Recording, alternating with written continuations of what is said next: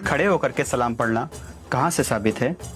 قرآن مجید میں اللہ فرماتا ہے ان اللہ و ملائکتہ یصلون علی النبی یا ایھا الذین آمنوا صلوا علیہ وسلموا تسلیما، بے شک اللہ اور اس کے فرشتے نبی پر درود بھیجتے ہیں، اے ایمان والو ان پر درود اور خوب سلام بھیجو۔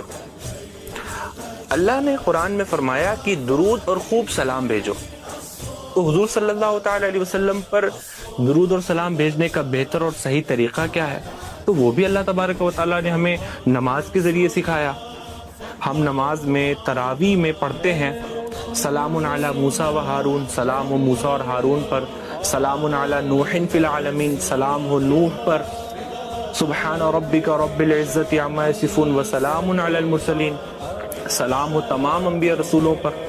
تو اگر نماز میں جماعت کے ساتھ کھڑے ہو کر کے موسیٰ اور ہارون پر، حضرت ابراہیم پر، حضرت نوح پر سلام بھیج سکتے ہیں تو نماز کے باہر کیوں نہیں بھیج سکتے؟ اگر نماز میں جماعت کے ساتھ کھڑے ہو کر سلام بھیجنا صحیح ہے تو نماز کے باہر شرک اور بدعت کیسے؟